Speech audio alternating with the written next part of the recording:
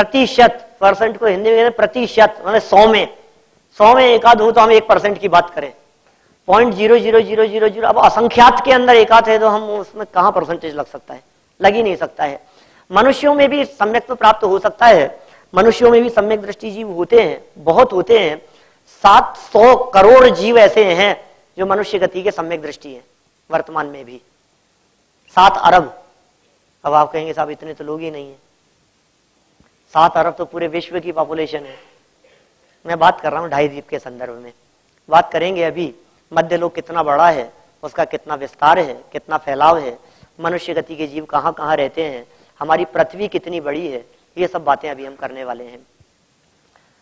मैं यहां बात कर रहा था अधोलोक की पृथ्वियों के संदर्भ में। रत्न प्रभा के सिर्फ 3 हिस्से हैं, खर भाग, पंख भाग और अबहुल भाग। उसमें नारकी जीव सिर्फ तीसरे पार्ट में रहते हैं। इसको वापस यदि इसको थोड़ा सा इधर में ड्रॉ करूं, मिटा सकता हूं ना इसको, कोई जरूरत नहीं है कुछ इसकी। मैं बात करूं यदि पहली नरक पृथ्वी की, तो पहली नरक पृथ्वी को 3 भागों में हमने बांट दिया। मान लीजिए ये प्रथम नरक पृथ्वी है, ये नीचे दूसरी नरक पृथ्वी है, तो पहले नरक पृथ्वी के 3 हिस्से, पहले का नाम खर, दूसरे का नाम पंख और तीसरे का नाम अबहुल, और इन तीनों को मिलाकर के इसका नाम है रत्न प्रभा। रत्न प्रभा, ठीक है ना। खर भाग क्या है, पंख क्या है और अबहुल क्या है, सिर्फ एक एक लाइन में। अबहुल भाग में रहते हैं नारकी, ठीक है। खर और पंख जो भाग हैं, इन भाग में रहते हैं भवनवासी देव और व्यंतर देव। ये 2 प्रकार के देव रहते हैं, भवनवासियों के 10 प्रकार और व्यंतरों के 8 प्रकार खर और पंख भाग में ही पाए जाते हैं। खर भाग में भी 16 पृथ्वियां हैं, 16 हिस्से और हैं इसके खर भाग के। 16,000 योजन की मोटाई है। पंख भाग 84,000 योजन का है। अबहुल भाग 80,000 योजन मोटाई का है। 1,80,000 योजन की इसकी मोटाई है। बहुत सारी बातें हैं, कहां तक अपन चर्चा करते रहे इन सबकी। फिर ऐसे ही नीचे दूसरी पृथ्वी है, 32,000 योजन की है, 28,000 योजन की है, 24,000 योजन की है, 20,000 योजन की है, 16,000 योजन और 8,000 योजन मोटाई है उन सब पृथ्वियों की।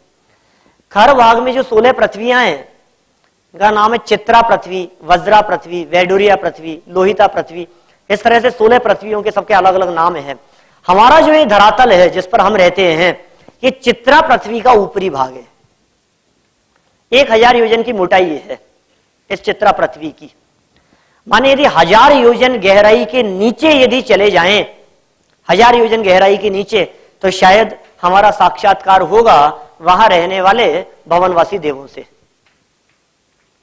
1,000 योजन मतलब कितना हो गया, सबने कैलकुलेशन लगा ली होगी फटाफट। 1 योजन में हमने बतलाया था अभी थोड़ी देर पहले 6,000 किलोमीटर। तो कितना हो गया वो 1,000 योजन का मतलब 60 लाख। 60 लाख हो गया ना, 60 लाख किलोमीटर नीचे जाकर के भवनवासियों के भवन हैं, अकृत्रिम चैत्यालय हैं। 7,72,00,000 अकृत्रिम चैत्यालय हैं अधोलोक में भवनवासियों के।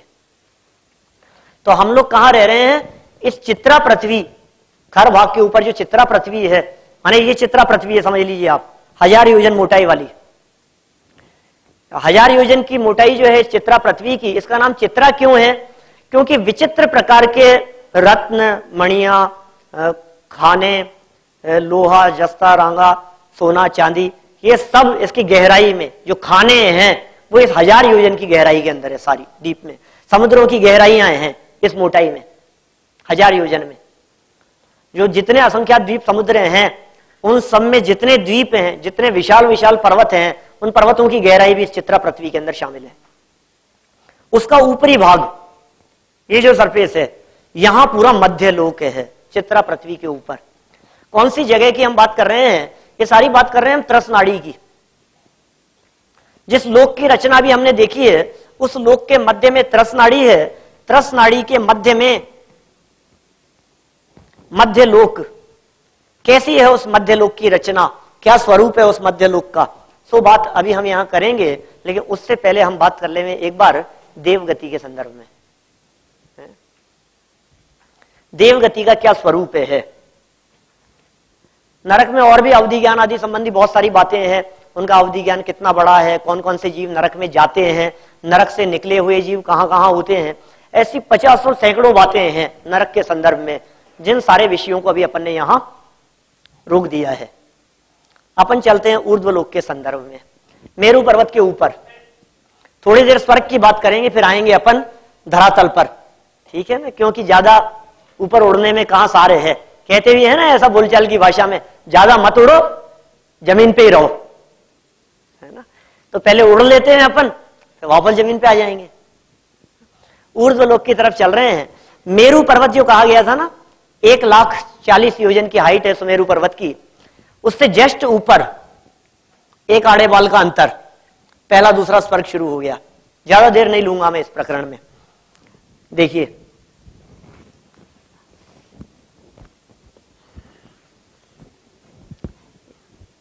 जैसे मान लीजिए ये तरस नाड़ी जो अभी अपन ने यहां बनाई है, नीचे तक है, बीच में सुमेरु पर्वत खड़ा हुआ है। इस सुमेरु पर्वत के जस्ट ऊपर से क्या शुरू हो गया, ऊर्ध्वलोक शुरू हो गया।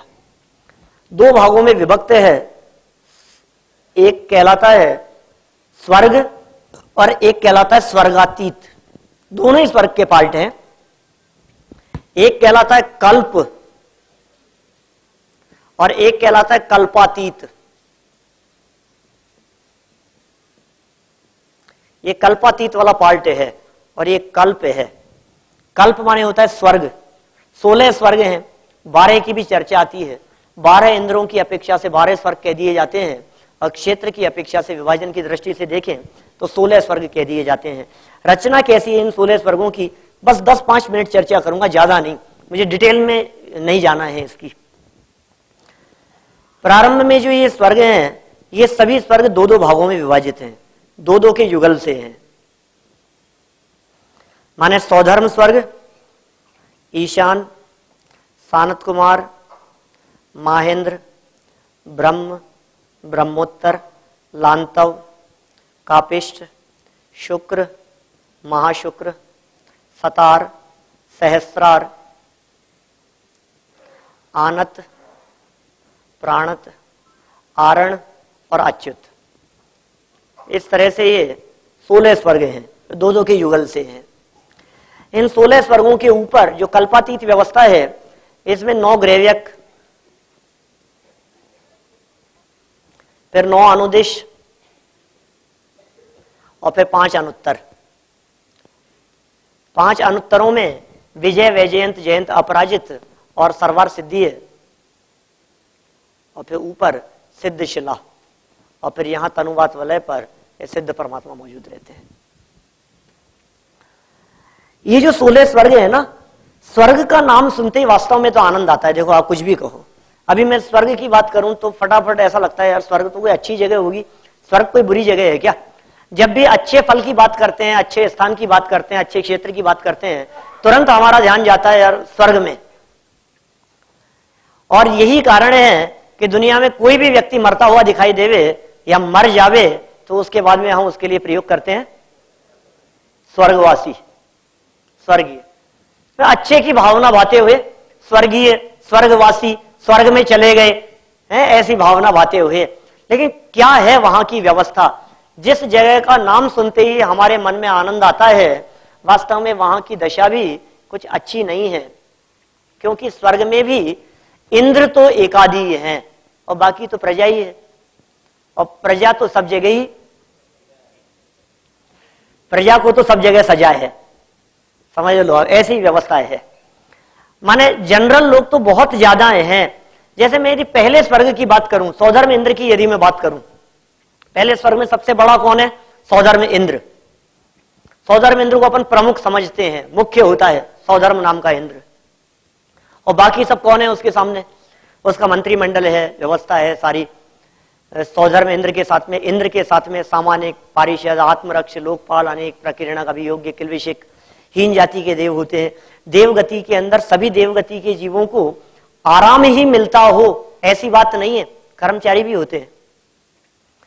सफाई व्यवस्था भी होती है, वहां झाड़ू लगाने वाले भी होते हैं। मतलब गंदगी यदि फैलती हो तो उसे साफ कौन करेगा? अभियोग जाति के देव भी होते हैं। किल्विशिक और अभियोग जाति के तो देव ऐसे होते हैं जिन्हें शेड्यूल कास्ट जैसे होते हैं, नगर में रहने की परमिशन नहीं है उन देवों को, नगर के बाहर रहते हैं वो, बिल्कुल आउट ऑफ बाउंड्री रहते हैं वो लोग। और कभी कुछ आयोजन, कुछ अवसर होता है तो इंद्र की परमिशन से सफाई आदि के लिए, व्यवस्था के लिए उनको बुलाया जाता है। ड्यूटी बहुत कठोर होती है। देवगति के जीवों के बारे में इतना तो आप सभी ने सुना ही है कि अंत में 6 महीने जो उनकी दशा होती है, वो तो शायद यदि किसी देव को हम अंत के 6 महीनों में देख लेवे हैं तो हम भूल ही जाएं, कल्पना में से ही निकाल दें कि हमें देवगति में जाना है। ऐसी दशा होती है।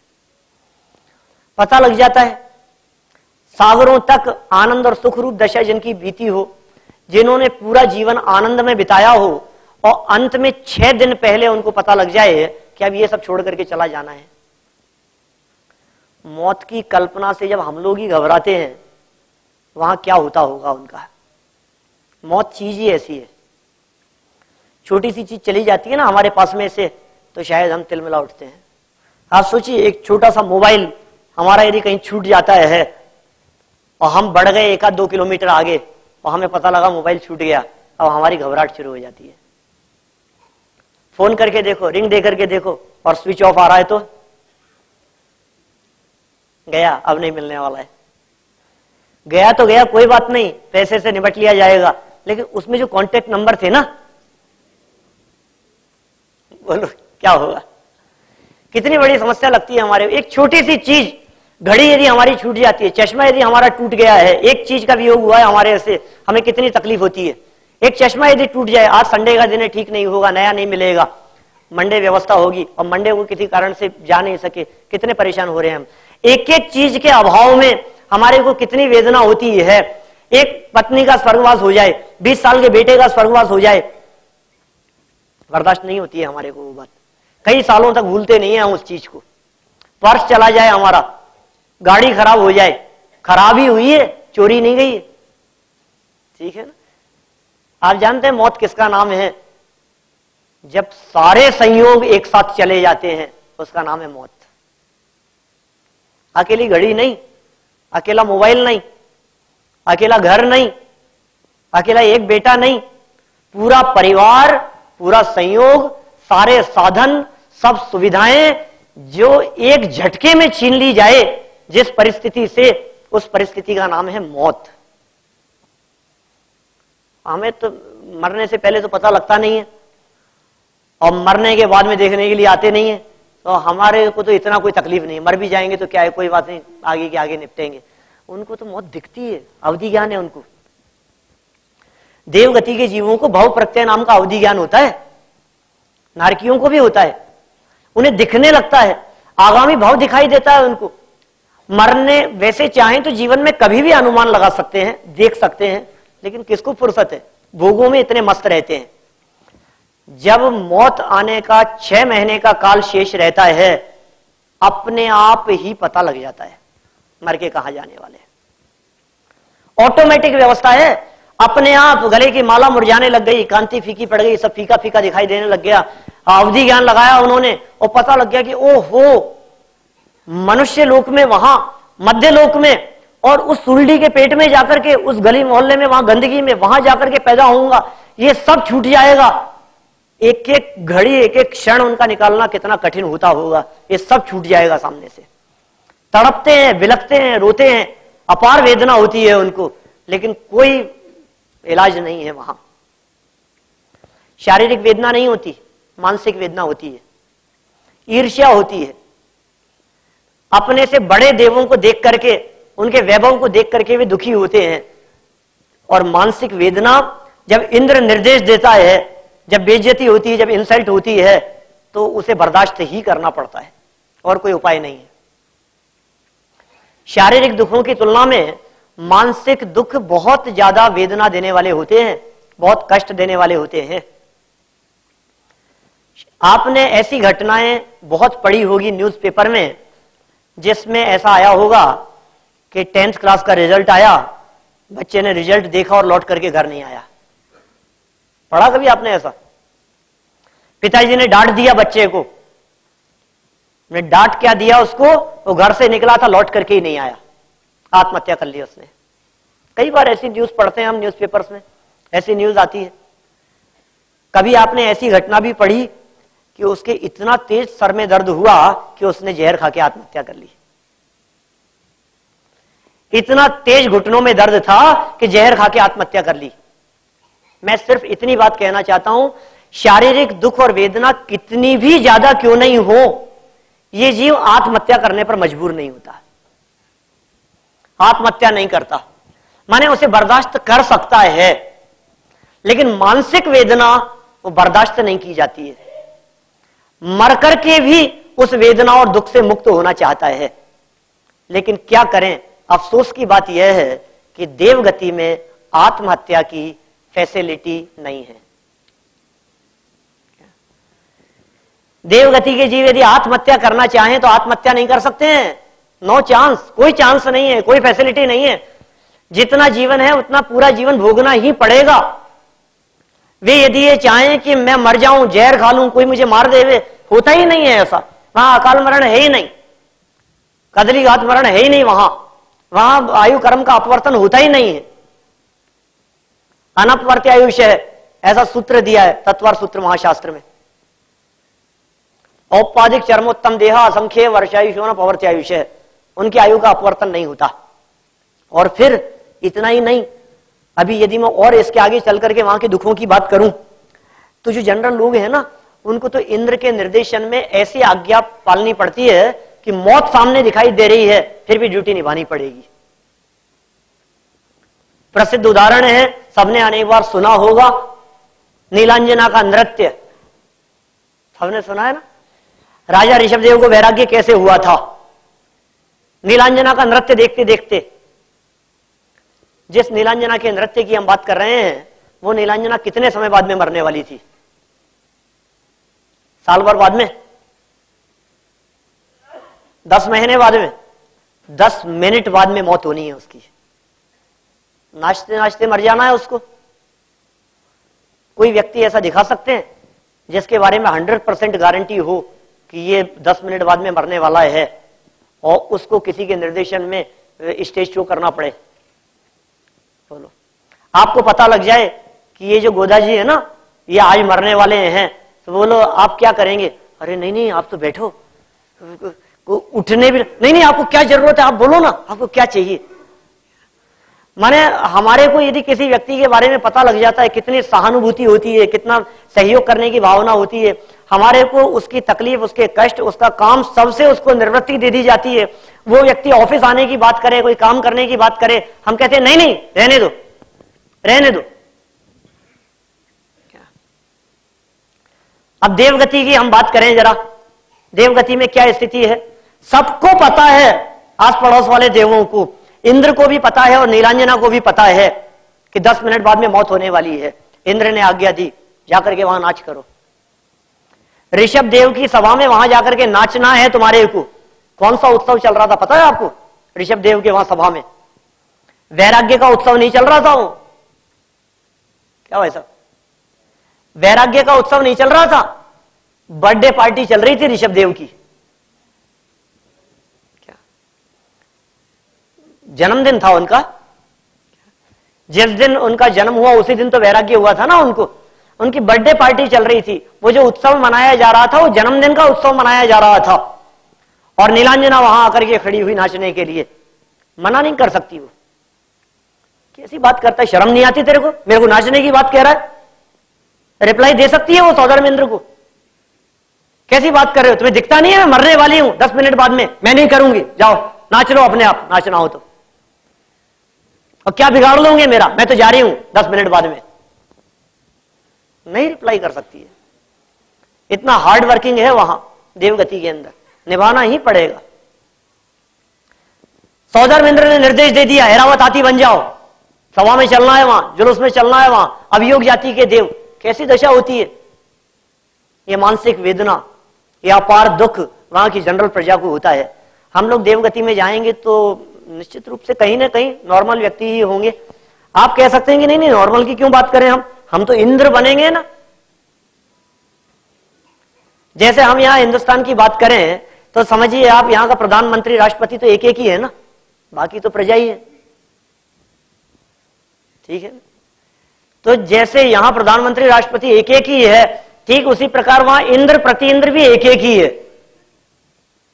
पहले स्वर्ग में, और बाकी सब कोई वैल्यू नहीं है उनकी।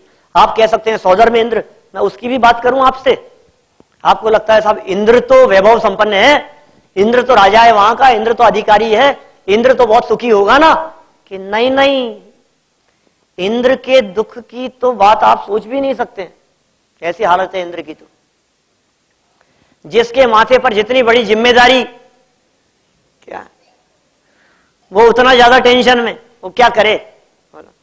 हमें वो इंद्र सुखी दिखाई देता है। आप देखिए देवगति में सौदर में इंद्र जो है उसकी आयु सबसे ज्यादा है। देवगति में का मतलब पहले स्वर्ग की बात कर रहा हूं, सब स्वर्गों में ऊपर ऊपर के अंदर आयु की वृद्धि होती चली गई है, सिर्फ पहले स्वर्ग की बात कर रहा हूं। सौदर में इंद्र की आयु 2 सागर की, सादिक 2 सागर की आयु है, सादिक 2 सागर की आयु पहले स्वर्ग में। सौदर में इंद्र की आयु सबसे ज्यादा है। इसका मतलब जानते हैं क्या है? उस स्वर्ग में, जिस स्वर्ग में सौदर में इंद्र की आयु सबसे ज्यादा है, इसका मतलब यह है सौदर में इंद्र को अपने जन्म के बाद में पूरे नगर में एक भी व्यक्ति ऐसा नहीं है जो उसके मरण तक उसको जीवित मिलेगा। आप कल्पना कर सकते हैं, सबसे मैक्सिमम आयु जिसकी होगी। इसका क्या मतलब है?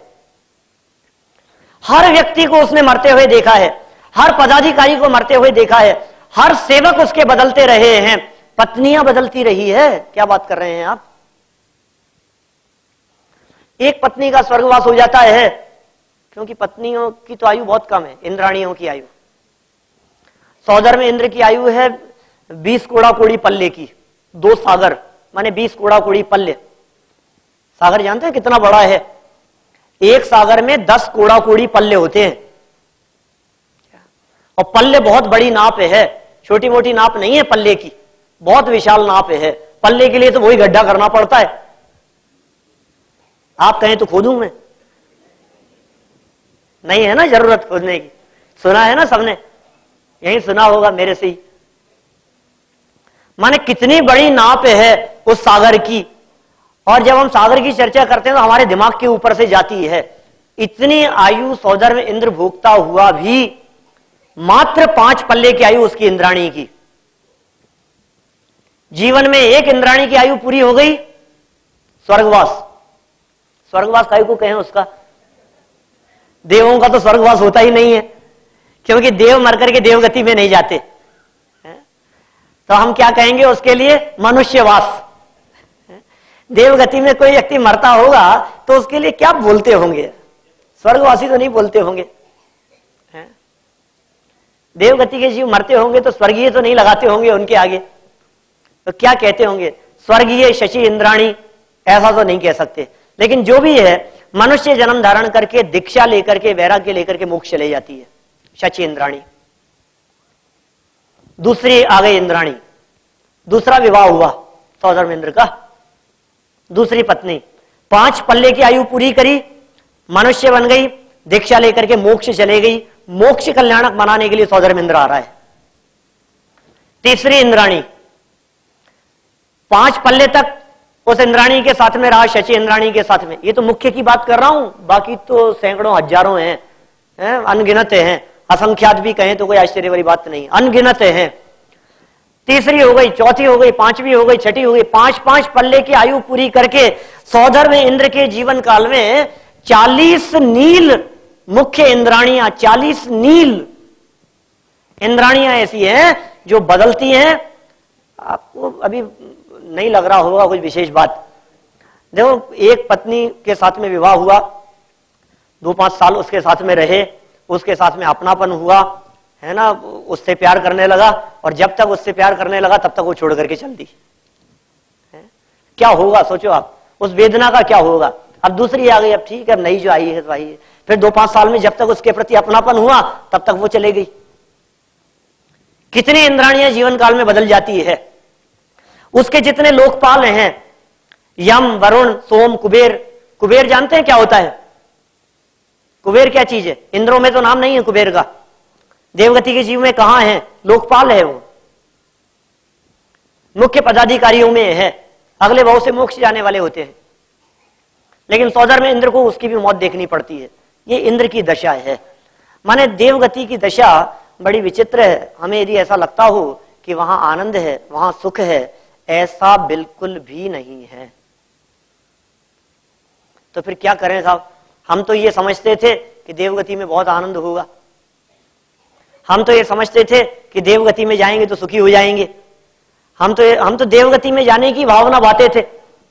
हमको तो यही लगता था कि देवगति बहुत अच्छी जगह है। अब यदि आप ये कह रहे हैं कि वहां भी आनंद नहीं है, वहां भी सुख नहीं है, तो फिर अब हम क्या करें? अब हम जाएं तो कहां जाएं? कहीं जाने की जरूरत नहीं है, अपने में जाओ। क्या? अपने में समा जाओ।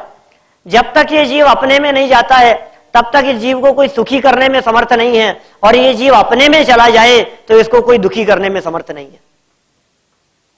अपने स्वरूप को समझे बिना इसको कहीं संतुष्टि नहीं है, कहीं सार नहीं है। सोने चांदी हीरे जवाहरात में इसको लाद दिया जाए तब भी ये जीव सुखी नहीं हो सकता है। वो पद्मनाभ मंदिर का जो खजाना है ना,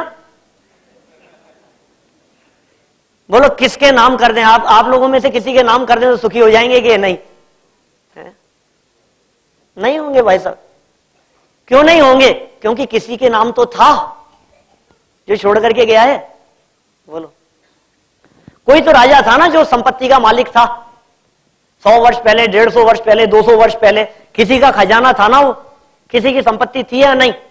छोड़ करके चला गया, वो कुछ ले जाने की व्यवस्था नहीं है। कितने सुखी हो सकते हैं उसके माध्यम से?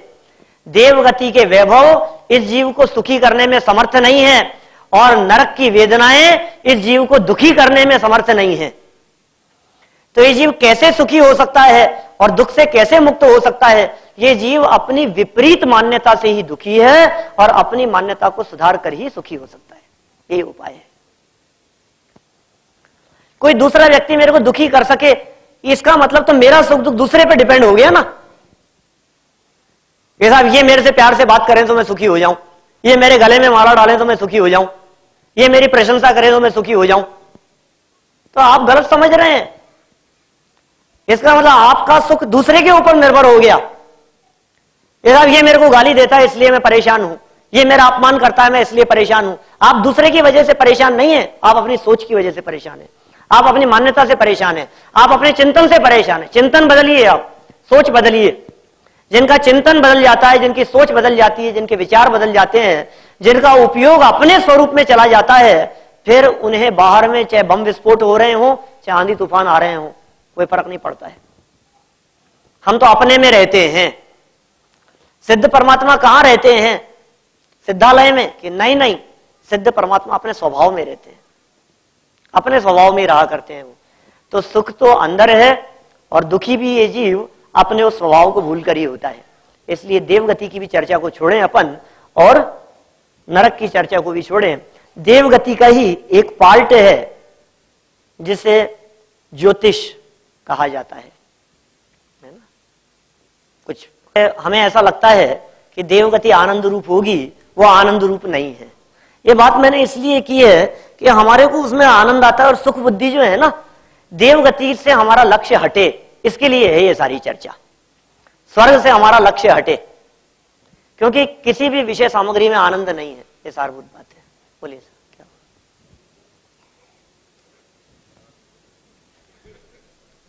हाँ, આપણે જૈન અધ્યાત્મ સ્ટડી સર્કલ તારદેવ તરફથી આપ સૌનું સ્વાગત થઈ ચૂક્યું છે.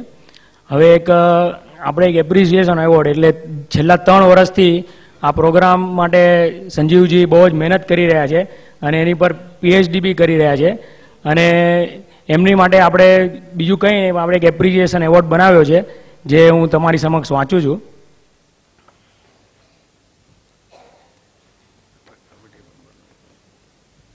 તારદેવની કમિટીના મેમ્બરો જરા ઉપર આવીએ. જૈન અધ્યાત્મ સ્ટડી સર્કલ તારદેવ સન્માન પત્ર પંડિત શ્રી સંજીવ કુમારજી ગોધા, जयपुर। आप MA MPhil के डिग्री से सम्मानित है। पूरा जैन समाज गौरव ले सके इतना आपका जैन दर्शन संबंधी अभ्यास है। जैन धर्म के मुख्य ग्रंथ प्रवचन सार, समय सार, गोमट सार, त्रिलोक सार आदि पर आपके द्वारा अनेक बार प्रवचन हुए हैं। अपना पूर्ण जीवन जैन धर्म और उसके प्रचार के लिए समर्पण करके धार्मिक एवं सामाजिक कार्य क्षेत्र में देश विदेश में प्रवचनकार और विद्वान के रूप में सेवा देकर आप सक्रिय भूमिका निभा रहे हैं। आप दिगंबर जैन समाज महासमिति जयपुर द्वारा आचार्य सम्मतभद्र पुरस्कार एवं दिगंबर जैन समाज भोपाल के द्वारा जैन विद्वान के रूप में सम्मान प्राप्त कर चुके हैं। पंडित टोडरमल दिगंबर जैन सिद्धांत महाविद्यालय जयपुर में 1998 से लगातार कक्षाएं एवं जैन दर्शन के विविध ग्रंथ के आपके द्वारा पढ़ाए जा रहे हैं। आप लेखन एवं संपादन कार्य में भी सक्रिय है। इतनी सारी खूबियां और सामर्थ्य से परिपूर्ण कर्णानुयोग के विशेषज्ञ और जिस विषय के ऊपर आपकी PhD चल रही है वह 3 लोक के विषय पर आपके द्वारा दिनांक 11 जुलाई 2010 को मुंबई में गूढ़ रहस्य का उद्घाटन हुआ। आपकी सरल और रोचक शैली से प्रभावित लोगों को इस विषय में और भी जानकारी मिल पाए, इस हेतु से इस वर्ष भी दिनांक 24 जुलाई 2011 को आपके द्वारा यह आयोजन संपन्न हो रहा है। इस बात की हमें अत्यंत खुशी है। ऐसे महानुभव का अभिवादन करते हुए जैन अध्यात्म स्टडी सर्कल तारदेव अत्यंत हर्ष एवं गर्व का अनुभव कर रहा है। देश एवं समाज के हित में अनेकांत शादवाद एवं अहिंसा जैसे सिद्धांतों को प्रचार प्रसार करने वाले जैन समाज के स्वयंसेवक की सेवाओं का लाभ हमें अविरत मिलता रहे, ऐसी अभ्यर्थना। जैन दर्शन के क्षेत्र में आपकी और प्रगति होती रहे, ऐसी मंगलमय शुभकामनाएं। भारतीय विद्यापन चौपाटी 24 जुलाई 2011 और जैन अध्यात्म स्टडी सर्कल तारदेव हम सब कमेटी मेंबर फेडरेशन के आजीवन चेयरमैन श्री दिनेश भाई के ओर से हमें आपको सुपुर्द कर रहे हैं। आइए संजीव। मैं लाया हूं। बिल्कुल आप ऐसे कराते रहो। मैं लेके आया हूं साथ में।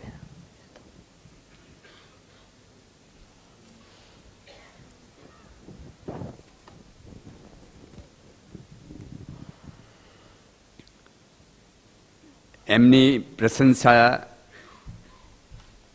જૈન સમાજમાં મુંબઈના અંદર જાણીતી જ છે અને એનો પ્રત્યક્ષ દાખલો છે આજની અહીંયાની હાજરી. પંડિત સંજીવજી પધારવાના છે એ સર્ક્યુલરના અંદર જેવી જાણ થઈ ત્યારથી જ લોકો નક્કી કરીને બેઠા હતા કે આમના પ્રવચનના અંદર આપણે જવું છે. અને આજે જે હાજરી છે એ હાજરી મને લાગે છે કે ઘણી જ વધારે હાજરી છે નોર્મલ કરતાં, એ જ બતાવે છે. અને એ ઉપરાંત આજે મને હર્ષ છે કે સારા પ્રમાણમાં ગેસ્ટ પણ હાજર છે. આપણા મેમ્બરો ઉપરાંત આજે સારા પ્રમાણમાં ગેસ્ટ હાજર છે. અને એ ગેસ્ટ જે અહીંયા હાજર છે એમને ખાસ વિનંતી કે અહીંથી જ્યારે જાઓ ત્યારે અમારા મેમ્બર થઈને જ જજો, એના વગર નહીં જતા. આ અમારો અમારા તરફ જો કંઈ પણ આપને એમનું પ્રવચન સારું લાગ્યું હોય તો એક અમને આ તોહફો અથવા ભેટ આપીને જજો કે જે મેમ્બર ન હોય એ મેમ્બર બનીને જશો તો આપનો બહુ બહુ આભાર. Thank you. हाँ, किसी को यदि प्रश्न पूछने हो या किसी को कोई ऐसे लिखने की इच्छा हो तो पेपर है, उसके हाथ में हाथ खड़ा कर देवें, वो पेपर दे दो बेटा सबको. चलिए हम बात करते हैं मध्य लोक के संदर्भ में ऊर्ध्व लोक की चर्चा पूरी करने के पश्चात. वैसे तो चर्चा कभी पूरी होती ही नहीं है, क्योंकि 33 सागर तक सर्वार सिद्धि के देव जिस चर्चा को करते हुए कभी थकते नहीं है और कभी चर्चा रिपीट नहीं होती है, वो चर्चा कितनी विस्तृत होती होंगी. जिनागम की ये बातें तो वास्तव में अगाध हैं, अपूर्व हैं. फिर भी हम बात करते हैं अब मध्य लोक के संदर्भ में. ऊर्ध्व लोक और अधोलोक की संक्षिप्त चर्चा के उपरांत मध्य लोक की रचना कैसी है बहुत संक्षिप्त उसकी चर्चा करते हुए मध्य लोक में जो दिन रात व्यवस्था होती है, सूर्य चंद्र आदि जो ग्रह नक्षत्र आदि हैं, ज्योतिष लोक हैं, उनके बारे में हम यहां बात शुरू करेंगे। देखिए मध्य लोक की रचना कैसी है। वापस यदि हम बात करें त्रस नाड़ी की, ये त्रस नाड़ी की रचना है ऐसी, बराबर 13 राजू हाइट है, 1 राजू लंबाई और 1 राजू चौड़ाई है।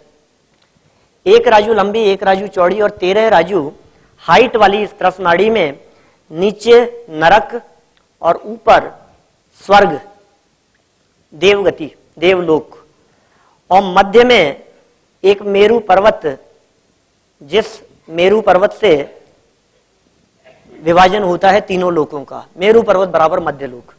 अब इस मध्य लोक की रचना कैसी है, मध्य लोक का स्वरूप कैसा है?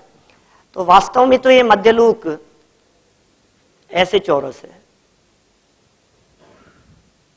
1 राजू लंबाई, 1 राजू चौड़ाई, ठीक है ना, चौकोर है बिल्कुल ये मध्य लोक की रचना। इस मध्य लोक में सबसे मध्य में एक द्वीप है, जिस द्वीप का नाम है जम्बू द्वीप।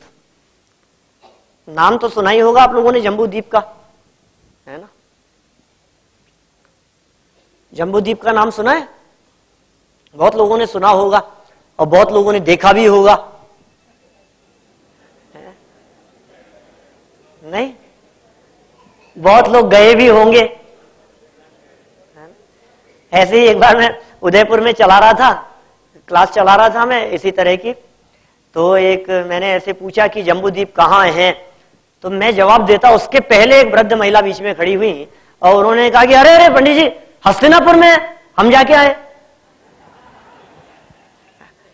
तो अब ये जो जम्बूद्वीप है ये हस्तिनापुर में है या पालीताना में है या सोनगढ़ में बन रहा है ना, वो सब वास्तव में जम्बूद्वीप के मॉडल मात्र हैं, है ना।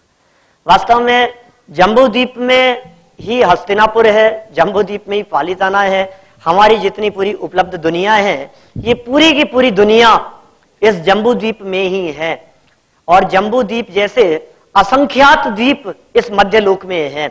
ये जम्बूद्वीप असंख्यात द्वीपों में से पहला द्वीप है, गोलाकार है, थाली के आकार का है, 1 लाख योजन विस्तार वाला है।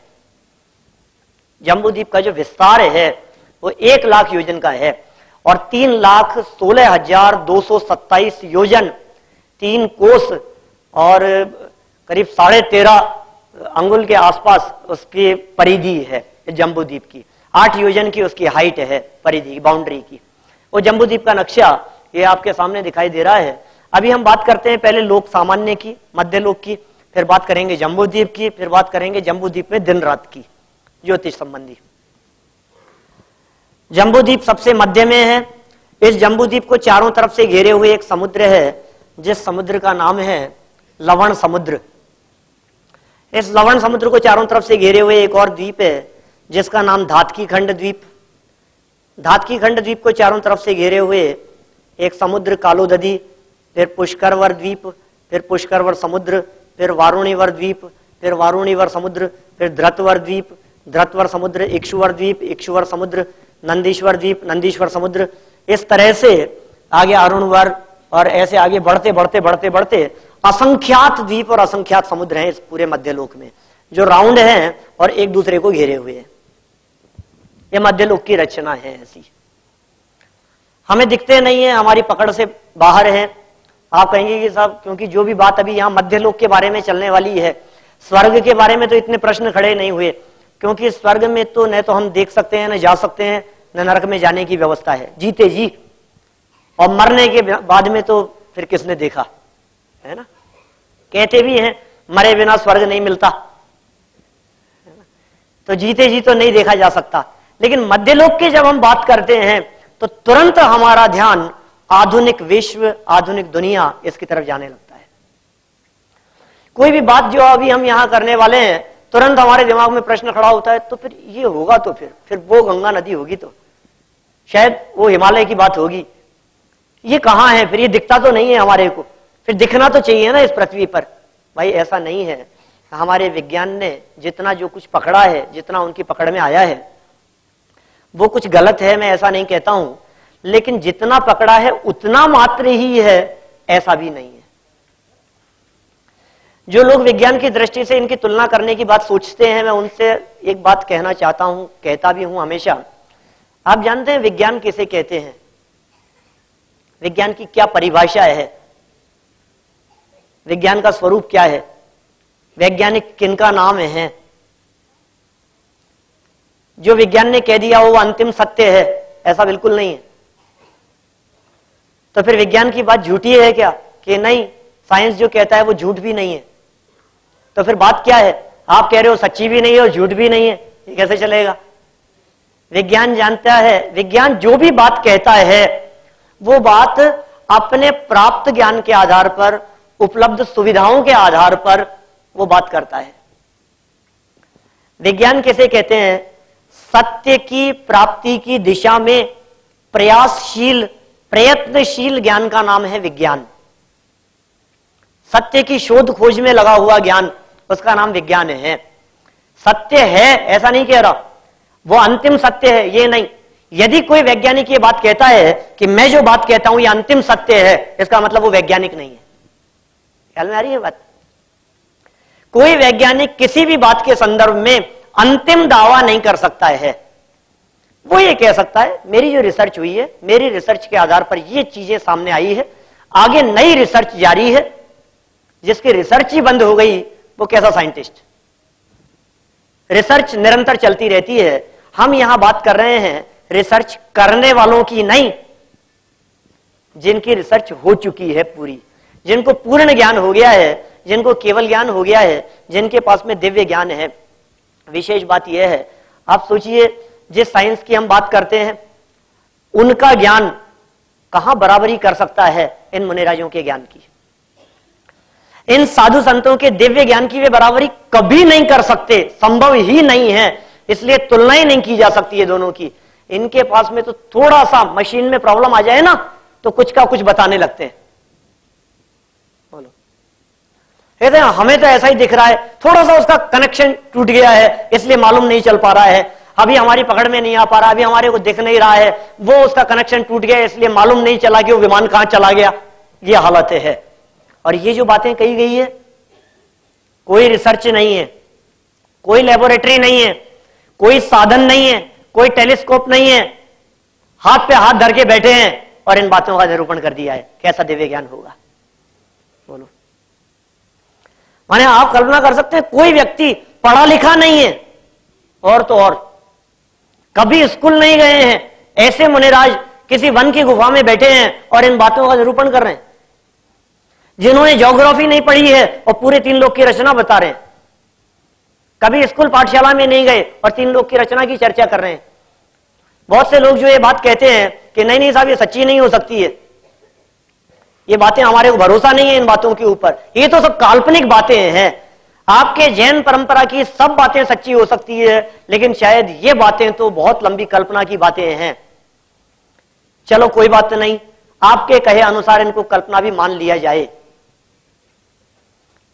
लेकिन कैसे माने?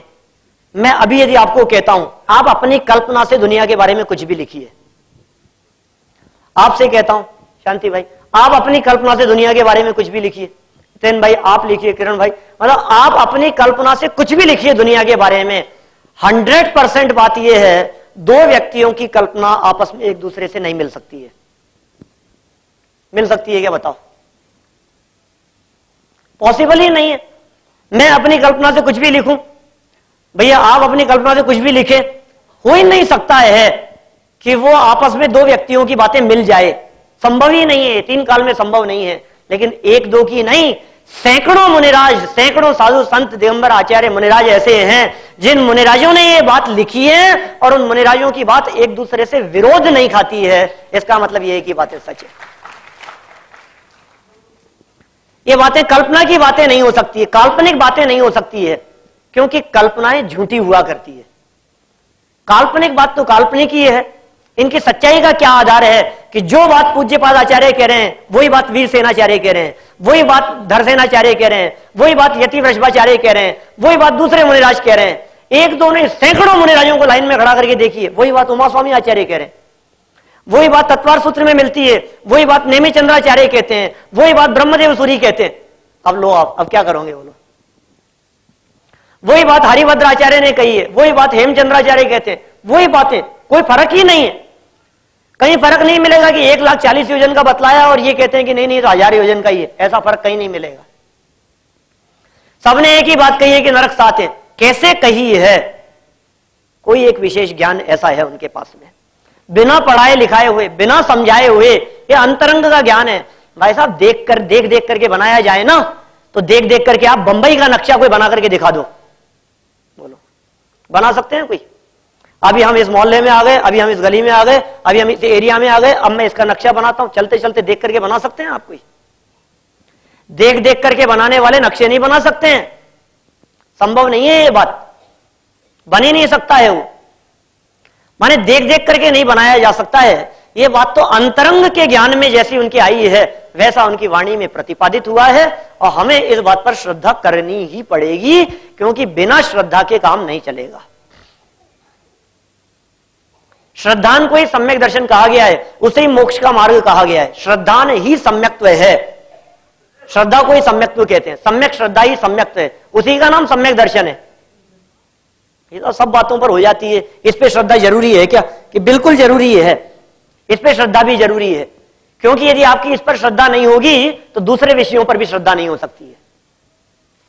ये बात किसी सड़क चलते व्यक्ति की बात नहीं है, ये बात वीतरागियों के द्वारा कही गई है, ये बात सर्वज्ञ के माध्यम से कही गई है। और यदि मैं शंका करने की बात करूं ना, तो एक दो नहीं है, हजारों विषय ऐसे हैं, आप किसी को सिद्ध नहीं कर सकेंगे। आपकी श्रद्धा उठ जाएगी, आपका विश्वास उठ जाएगा। माने यदि मैं अभी बात करूं किसी ऐसे विषय की, स्वर्ग तो गायब हो ही जाएंगे, स्वर्ग की तो क्या बात करें अपन, नरक भी गायब हो जाएंगे, पंचमेरु नहीं रहेंगे, नंदीश्वर द्वीप की चर्चा नहीं रहेगी, जम्बू द्वीप, ढाई द्वीप सब गायब हो जाएगा बिना श्रद्धा के। कोई बात नहीं, हो जाने तो अपना क्या बिगड़ता है उसमें? नहीं मानते, लेकिन शायद हमारे यहां जितने लोग अभी बैठे हैं, नीचे ऊपर जितने लोग हैं, उनमें से एक भी व्यक्ति ऐसा नहीं होगा जो नमोकार महामंत्र को नहीं मानता होगा। है कोई व्यक्ति? नमोकार मंत्र पर जिनकी श्रद्धा नहीं हो, नमोकार मंत्र पे भरोसा नहीं हो, नमोकार मंत्र को मानते नहीं हो, ऐसा तो कोई नहीं है ना भाई साहब। नमोकार मंत्र में जो आपने कहा है नमो अरिहंताणम, मुझे दिखाओ अरिहंत कहां है, मैं नहीं मानता। बोलो, इतने लोग यहां बैठे हुए हैं, इनमें से कोई व्यक्ति ऐसा है जो अनंत परमात्मा को दिखा सके, सिद्ध कर सके? नमो सिद्धाणम, सिद्धों को सिद्ध कर सकते हो आप?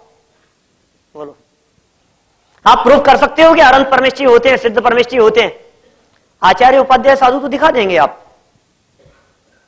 नमोकार मंत्र के 5 पदों में से सिर्फ 3 ही पद रह जाएंगे, 2 गायब हो जाएंगे, नमो अरिहंताणम और नमो सिद्धाणम। तैयार हैं आप लोग नमोकार महामंत्र प्रारंभ के 2 पद छोड़कर बाकी के 3 पद ही बोलने के लिए?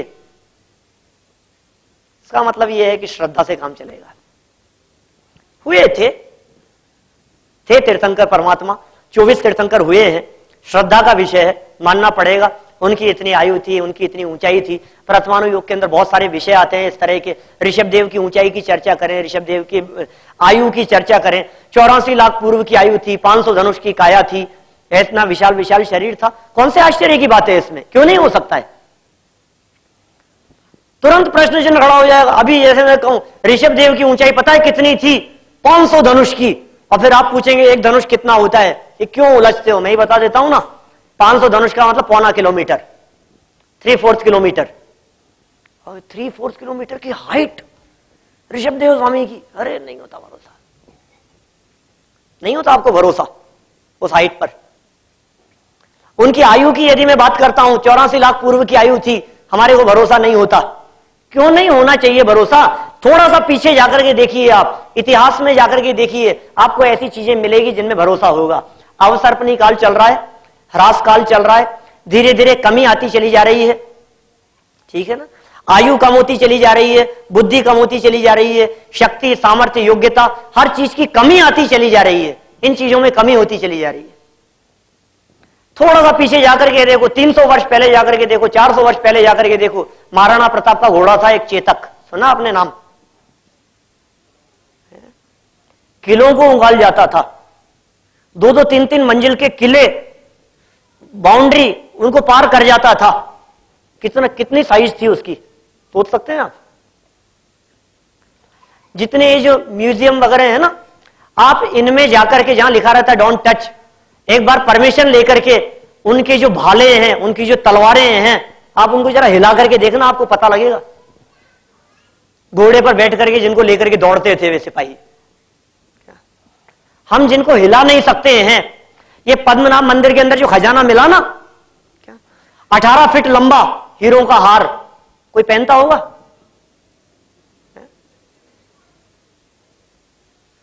माने ये जो चीजें हैं, जो डायनासोर के जो अवशेष मिलते हैं, अभी कुछ समय पहले चर्चा चल रही थी, लंका में वो मिली है, उसके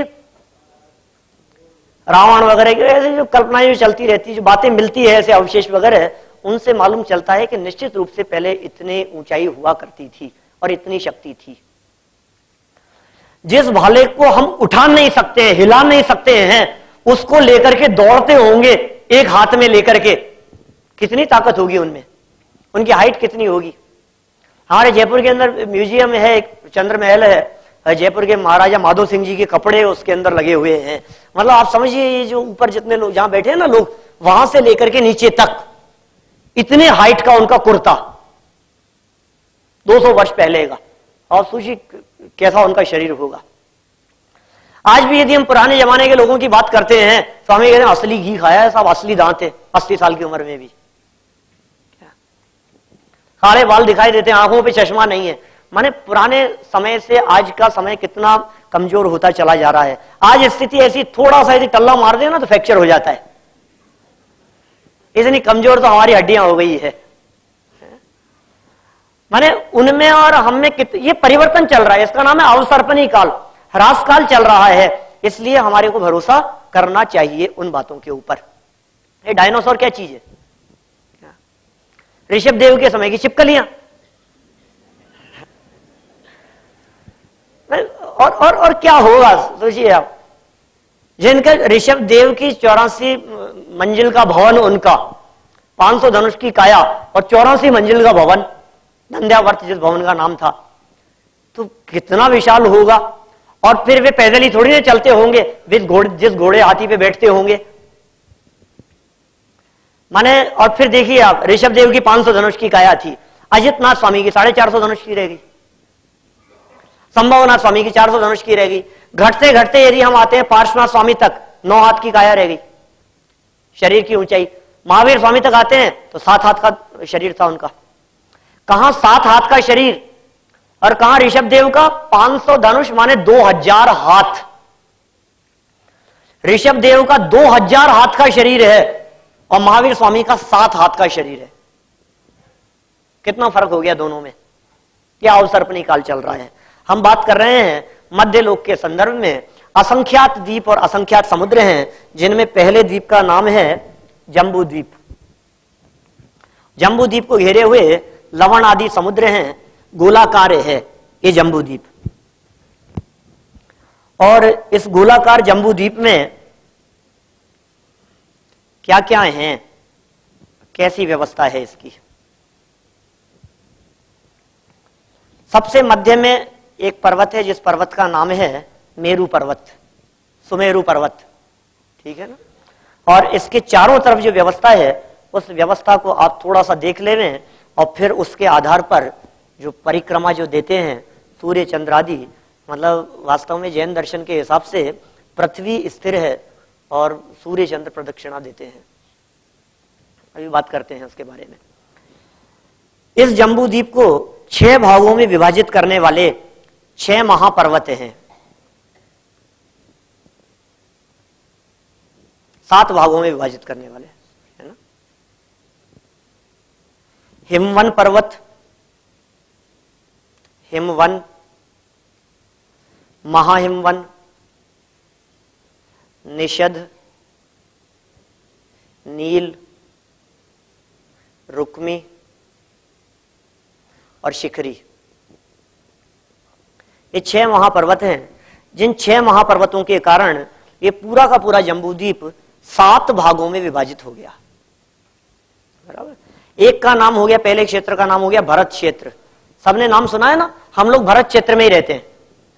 पहले क्षेत्र का नाम है भरत क्षेत्र, फिर है हेमवत क्षेत्र, हरि क्षेत्र, मध्य का जो क्षेत्र है इस क्षेत्र का नाम है विदेह क्षेत्र, रम्य क्षेत्र, हैरण्यवत क्षेत्र और ऐरावत क्षेत्र। ये 7 क्षेत्र हैं। इन 7 ही क्षेत्रों में जो भरत क्षेत्र है, विदेह क्षेत्र है और ऐरावत क्षेत्र है, इन 3 क्षेत्रों में है कर्म भूमि और बाकी के क्षेत्रों में है भोग भूमि। कर्म भूमि और भोग भूमि के संदर्भ में भी बात की जा सकती है, लेकिन अभी अपने पास में उतना समय नहीं है कि अपन उसकी चर्चा कर सके। जहां भोगों की प्रधानता है वो भोग भूमि है, जहां असीम असी कृषि विद्या शिल्प वाणिज्य की चर्चा होती हो, जहां कर्म करना पड़ता हो, उसका नाम कर्म भूमि है। भरत क्षेत्र में हम कहां रहते हैं उसकी हम बात करें तो इस भरत क्षेत्र में 6 विभाजन है। इस भरत क्षेत्र के 6 खंड के नाम सुने ना आपने। सबसे पहले पर्वत का नाम मैंने बतलाया हिमवन, 100 योजन की हाइट है इस पर्वत की, हिमवन की। इस हिमवन पर्वत के दक्षिण दिशा की ओर, हिमवन से दक्षिण दिशा में चारों तरफ तो कौन सा समुद्र है? लवण, लवण समुद्र है चारों तरफ, तो पानी पानी है।